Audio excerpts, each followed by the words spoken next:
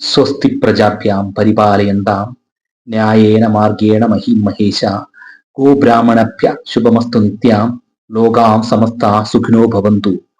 ഇതിന്റെ അർത്ഥം എല്ലാവർക്കും അറിയാം. ലോകത്തില് സർവ ചരാചരങ്ങൾക്കും ശാന്തിയും സമാധാനവും ലഭിക്കട്ടെ, ജനങ്ങൾ സംരക്ഷിക്കപ്പെടട്ടെ, നേതാക്കന്മാർ, നമ്മളുടെ നേതാക്കന്മാർ നേർവഴിയിൽ ഭരണം നയിക്കട്ടെ, ലോകത്തിലെ സർവചരാചരങ്ങൾക്കും സന്തോഷവും സമാധാനവും ലഭിക്കട്ടെ. നമുക്കറിയാം നമ്മളുടെ ഭാരതം, നമ്മളുടെ ബന്ധുക്കൾ പോകുന്ന സാഹചര്യം. ഈ നമ്മുടെ ഭാരതത്തിന്റെ എല്ലാ ഭാഗത്തും ജാഗ്രതയോടുകൂടി നമ്മൾ നിൽക്കുകയാണ്. ദിവസത്തിന്റെ 24 മണിക്കൂറിൽ ഒരു 30 സെക്കൻഡ് നമ്മളുടെ ദൈവതുല്യമായിട്ടുള്ള, നമുക്ക് ഈ രീതി സമാധാനമായിട്ടിരിക്കാൻ അവസരമൊരുക്കി തരുന്ന നമ്മളുടെ പട്ടാളക്കാർക്ക്, അതായത് -ഡിഗ്രിയിൽ വരെ ഉറക്കളച്ച് നമുക്ക് വേണ്ടി പൊരുതുന്ന നമ്മളുടെ ധീര ജവാന്മാർക്കും, അതുപോലെ തന്നെ അവർക്ക് സർവ പിന്തുണ ഏകുന്ന നമ്മളുടെ ഭാരതത്തിന്റെ എല്ലാ രാഷ്ട്രീയ നേതാക്കന്മാർക്കും സമാധാനവും ആരോഗ്യവും ലഭിക്കട്ടെ. നമ്മളുടെ ഭാരതത്തിൽ ഐക്യവും സാഹോദര്യവും ഉണ്ടാകട്ടെ എന്ന് അപേക്ഷിച്ചുകൊണ്ട് ഞാൻ ഈ വീഡിയോയിലേക്ക് കിടക്കുകയാണ്.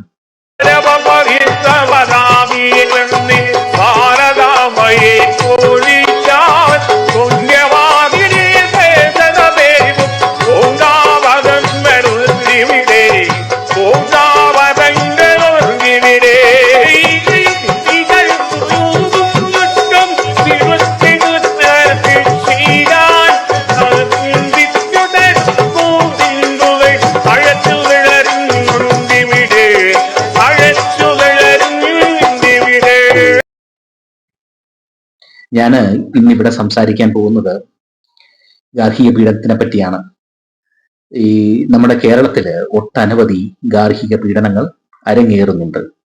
ഈ 3 മാസത്തിനോടിടയ്ക്ക് കാസർഗോഡ് തൊട്ട് കന്യാകുമാരി വരെ നമ്മൾ ഒന്ന് നോക്കുകയാണെങ്കിൽ, വിവിധ പോലീസ് സ്റ്റേഷനിൽ നമ്മൾ അന്വേഷിക്കുകയാണെങ്കിൽ ഒട്ടനവധി ഗാർഹിക പീഡനങ്ങൾ നടന്നതായി റിപ്പോർട്ടുണ്ട്. അതിനോടുപരി പല മാധ്യമങ്ങളിൽ കൂടി നമ്മൾ അറിയുന്നുണ്ട് ഇതിന്റെ വിക്ടംസ് മരണപ്പെടുന്നുണ്ട്.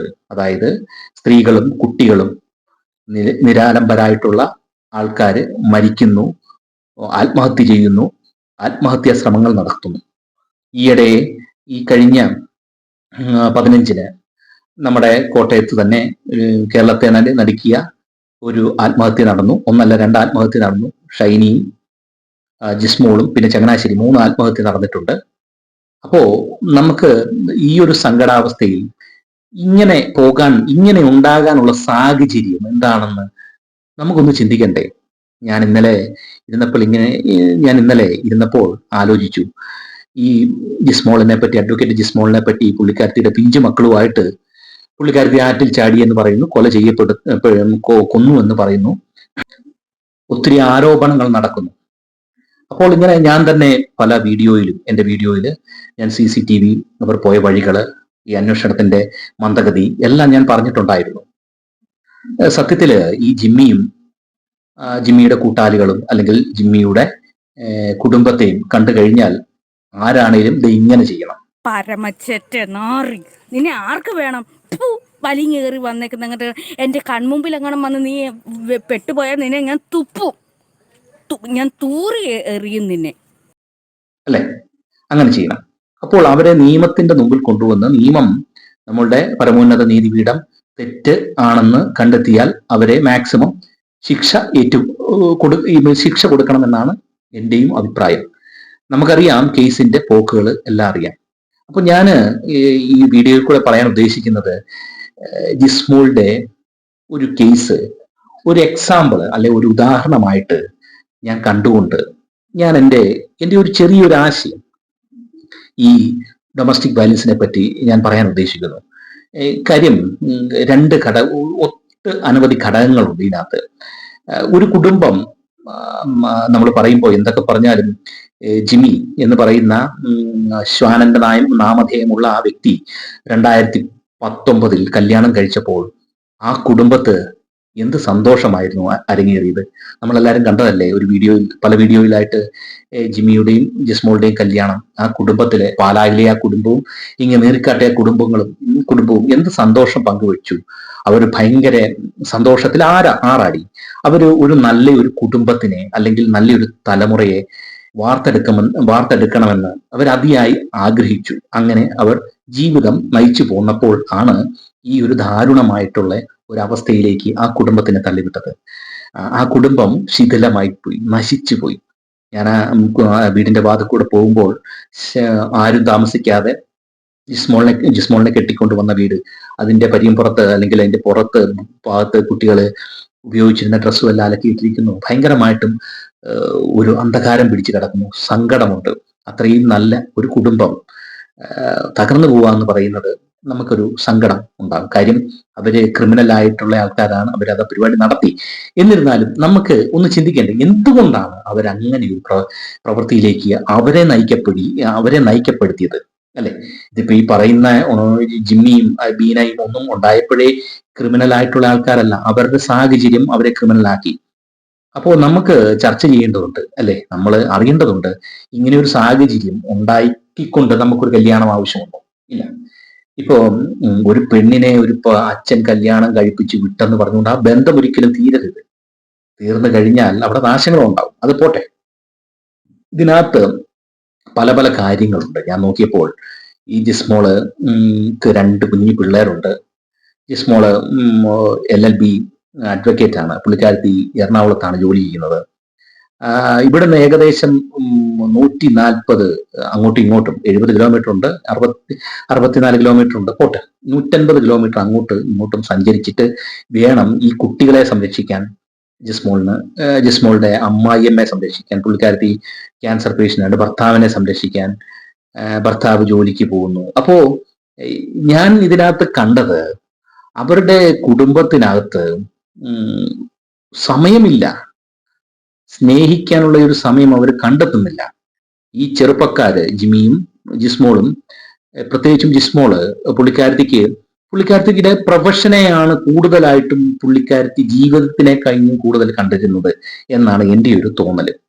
അത് തെറ്റല്ല, പക്ഷെ ചില കാര്യങ്ങൾ കോംപ്രമൈസ് ചെയ്യേണ്ടി വരും ഇല്ലേ?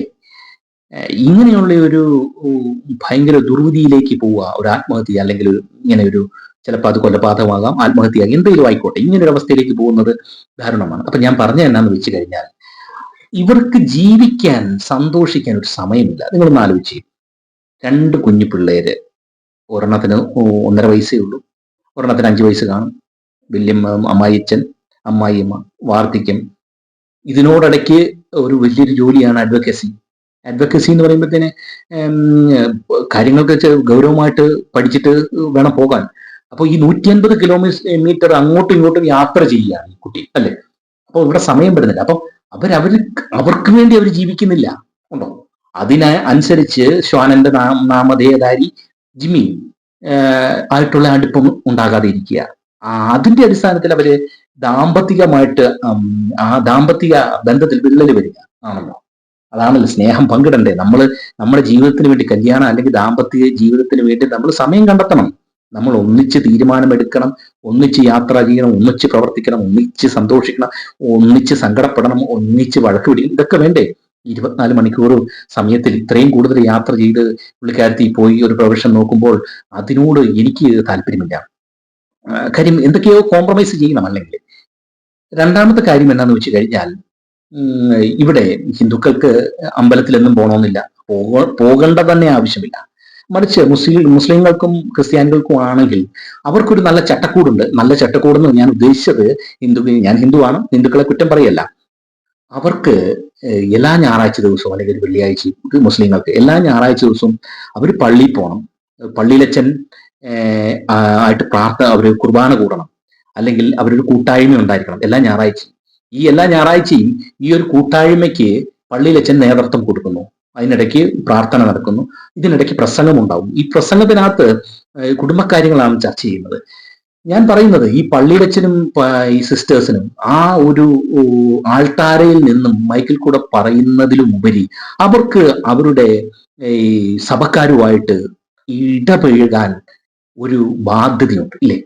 അപ്പൊ ഞാൻ പറയുന്നത് പള്ളിയിലച്ചനാണേലും പള്ളിയിലമ്മ മറ്റേ സിസ്റ്റേഴ്സ് ആണേലും അവർക്ക് അവരുടെ സഭയിലുള്ള ഓരോ കുടുംബത്തിലെയും പ്രശ്നങ്ങൾ അറിഞ്ഞ് അതിനൊരു തീർപ്പ് കൽപ്പിച്ച് അവർക്കൊരു ശാന്തി കൊടുക്കുക എന്നുള്ളത് വലിയൊരു ഘടകമല്ലേ? അതുപോലെ തന്നെ മുസ്ലിങ്ങൾക്കും അല്ലെ? പിന്നെ ഒരു കാര്യം എനിക്ക് പറയാനുള്ളതെന്ന് വെച്ച് കഴിഞ്ഞാൽ ഇവിടെ ഗവൺമെന്റിന് ഒരു ഭാഗമുണ്ട്. ഗവൺമെന്റിന് ഒരു ഭാഗം ഇതിനകത്ത് ചർച്ച ചെയ്യേണ്ടിയുണ്ട്. കാര്യം നമുക്ക് എല്ലാവർക്കും അറിയാം, ഈ വുമൺ ചിൽഡ്രൻ വെൽഫെയർ കമ്മിറ്റി എന്ന് പറയുന്ന ഒരു ഗവൺമെന്റ് ഒരു കമ്മീഷൻ ഉണ്ട് അല്ലെ? ഒരു ഗവൺമെന്റിന്റെ ഒരു ഘടനയുണ്ട്. എന്തിനു വേണ്ടിയാണ്? ഈ പറയുന്ന അമ്മയ്ക്കും കുട്ടികൾക്കും സംരക്ഷണം ഒരുക്കുക, അവർക്ക് ഇതുണ്ടാക്കുക, എന്താ പറയുക, സെറ്റിൽമെന്റ് ഉണ്ടാക്കുക, അതായത് ഡൊമസ്റ്റിക് വയലൻസിന്റെ ഇരകൾക്ക് ഷെൽട്ടേഴ്സ് കൊടുക്കുക. പിന്നെ ഉള്ള ഒരു പ്രധാന കാര്യം എന്തെന്ന് വെച്ച് കഴിഞ്ഞാൽ ലോക്കലായിട്ട് ഉള്ള ഭരണ സ്ഥിരാകേന്ദ്രവുമായിട്ട് പ്രവർത്തിച്ചുകൊണ്ട്, അതായത് പഞ്ചായത്ത്, മുനിസിപ്പാലിറ്റി എന്ന് പറയുന്ന ആ ഒരു ബോഡിയായിട്ട് പ്രവർത്തിച്ചുകൊണ്ട് ഇവിടെ ഏതൊക്കെ ഡൗറി ഡെത്ത് അല്ലെങ്കിൽ ഡൊമസ്റ്റിക് വയലൻസ് അരങ്ങേറുന്നുണ്ട് അവർക്കൊക്കെ ഒരു സംരക്ഷണം അല്ലെ അതൊന്നും ഉണ്ടാകരുത്, ഒരു ഉണ്ടാകാൻ മേലാത്ത കൗൺസിലിങ് അങ്ങനത്തെയുള്ള പല കാര്യങ്ങളും അവർ ചെയ്യാൻ ബാധ്യസ്ഥതയുണ്ട്. ആർക്ക്? WCWCക്ക്. അതിന് പഞ്ചായത്ത് മെമ്പർക്കും ഒരു സ്ഥാനമുണ്ട്. അവരുമായിട്ട് പ്രവർത്തിച്ച് അവരുടെ പഞ്ചായത്തിൽ ആർക്കും ഒരു കുടുംബ പ്രശ്നം ഉണ്ടാകരുത്, കുടുംബത്തിൽ ഒരു വിള്ളൽ ഉണ്ടാകരുത്. അങ്ങനെ ഉണ്ടായി തന്നെ അവർക്കൊരു സംരക്ഷണം കൊടുക്കുക, അവർക്കൊരു മനസമാധാനം കൊടുക്കുക, നല്ലൊരു കുടുംബമായിട്ട് മുന്നോട്ട് പോകാനുള്ള ഒരു സാഹചര്യം ഒരുക്കി കൊടുക്കുക. അല്ലാത്ത പക്ഷം അവരെ സെപ്പറേറ്റ് ചെയ്ത് അവർക്ക് അവരുടെ വഴി ജീവിക്കാനുള്ള സാഹചര്യം ഒരുക്കി കൊടുക്കുക അല്ലേ വേണ്ടത്? ഈ ഒരു ഡൊമസ്റ്റിക് വയലൻസും കൊണ്ട് ഉണ്ടാകുന്നത് ഒരു ബ്രോക്കൺ ഫാമിലിയാണ് ഉണ്ടാകുന്നത്. ഈ ബ്രോക്കൺ ഫാമിലി കൊണ്ട് ഉണ്ടായാൽ ഉള്ള പ്രധാന ഘടകം എന്താണ്? അവിടെ പിള്ളേര് അനാഥരാകുകയാണ്, അവര് പല പല ദോഷവശങ്ങളിലേക്ക് പോവുകയാണ് അല്ലെ? അപ്പം ഗവൺമെന്റിനൊരു ഘടകമുണ്ട്. പള്ളിയച്ചന്മാര് അല്ലെങ്കിൽ അവരുടെ മത നേതാക്കന്മാർക്ക് ഇതിനകത്ത് ഒരു പങ്ക് എടുക്കേണ്ട ഒരു കാര്യമുണ്ട് അല്ലെ? ഈ നമ്മൾ തന്നെ നമുക്ക്, അതായത് പെണ്ണുങ്ങൾക്ക് പ്രത്യേകിച്ചും കാര്യങ്ങൾക്ക് ഗൗരവമായിട്ട് എടുത്തുകൊണ്ട് അവർക്ക് തന്നെ ഒരു ധൈര്യം വേണം. അവരും എന്തിനോടും പ്രതികരിക്കാനുള്ള ഒരു മനോഭാവം വേണം, എന്തിനും ചോദ്യം ചെയ്യാനുള്ള ഒരു മനോഭാവം വേണം, അത് കംപ്ലൈന്റ് ചെയ്യാനുള്ള മനോഭാവം വേണം, സംസാരിക്കാനുള്ള ചങ്കൂറ്റം വേണ്ടേ? ഇതൊക്കെ പെണ്ണുങ്ങളെയും കുഞ്ഞുങ്ങളെയും, പ്രത്യേകിച്ചും എനിക്ക് പറയാനുള്ള പെണ്ണുങ്ങളെ അല്ല മനസ്സിലാക്കണ്ടേ, ഈ ഡൊമസ്റ്റിക് വയലൻസ് റിപ്പോർട്ട് ചെയ്ത ആ പുരുഷനെ അല്ലെങ്കിൽ ആ വീട്ടിലെ ഈ നടത്തുന്ന അവനെ പ്രത്യേകം കൗൺസിൽ ചെയ്യേണ്ട ഒരു കാര്യമുണ്ട് ഇല്ലേ? ഇങ്ങനെയൊക്കെ നമ്മളുടെ ഗവൺമെന്റ് അല്ലെങ്കിൽ ഈ പറയുന്ന ലോക്കൽ ഗവൺമെന്റ്, പഞ്ചായത്ത്, മുനിസിപ്പാലിറ്റി കേന്ദ്രീകരിച്ച് അല്ലെങ്കിൽ കോർപ്പറേഷൻ കേന്ദ്രീകരിച്ച് പ്രവർത്തനങ്ങൾ നടത്തിയാൽ മാത്രമേ ഉള്ളൂ ഇങ്ങനെ ഈ പറയുന്ന ഡൊമസ്റ്റിക് വയലൻസ് അല്ലെങ്കിൽ ഗാർഹിക പീഡനം ഒഴിവാക്കാൻ പറ്റുള്ളൂ. ഈ ഗാർഹിക പീഡനത്തിനെ സംബന്ധിച്ചിടത്തോളം ഒരു കുടുംബത്തിലെ ഏറ്റവും വലിയ തകർച്ചയല്ലേ അവിടുത്തെ സ്വൈര്യം അല്ലെങ്കിൽ സന്തോഷം അല്ലെങ്കിൽ സമാധാനം നശിക്കുക എന്നുള്ളത്. അപ്പോൾ നാളെ ഇവിടെ ഒരു ജിസ്മോളോ ഷൈനിയോ അല്ലെങ്കിൽ വിസ്മയോ അങ്ങനെയൊന്നും ആരും ഉണ്ടാകരുത്. ഉണ്ടാകാതിരിക്കാൻ നമ്മൾ ശ്രമിക്കുക വേണ്ടത് അല്ലേ? അപ്പൊ ഞാൻ ഈ പറയുന്നത്, നമ്മൾ ഈ കാണുന്ന എൻ്റെ ഈ ഒരു ചെറിയൊരു വീഡിയോ കാണുന്ന വ്യക്തികൾക്ക് അവർക്ക് എന്തെങ്കിലും അനുഭവിക്കുന്നുണ്ടെങ്കിൽ അവര് അത് അറിയിക്കേണ്ടവരെ അറിയിക്കുക എന്നുള്ളതാണ് അല്ലെ? അതായത് ലോക്കൽ ബോഡിയെ അറിയിക്കുക, അല്ലെങ്കിൽ പോലീസിനെ അറിയിക്കുക, ഈ പറയുന്ന വുമൺ ചിൽഡ്രൻ കമ്മീഷൻ, അതായത് അവരെ കാണുക, ഇതൊക്കെ ചെയ്യണ്ടേ? അങ്ങനെ ചെയ്താലല്ലേ ഉള്ളൂ അവർ രക്ഷപ്പെടുള്ളൂ. അപ്പോൾ ഈ നല്ലൊരു സമൂഹത്തിനെയും നല്ലൊരു കുടുംബത്തിനെയും വാർത്തെടുക്കാൻ നമ്മളുടെ ഗവൺമെന്റും നമ്മളുടെ മത നേതാക്കന്മാരും സഹകരിച്ചുകൊണ്ട് ഇനിമേലിൽ ഒരു ജിസ്മോളോ ഒരു ഷൈനിയോ ഉണ്ടാകരുത് എന്ന് ഒരു ആശയം പറഞ്ഞുകൊണ്ട് ഞാൻ എൻ്റെ വീഡിയോ നിർത്തുന്നു.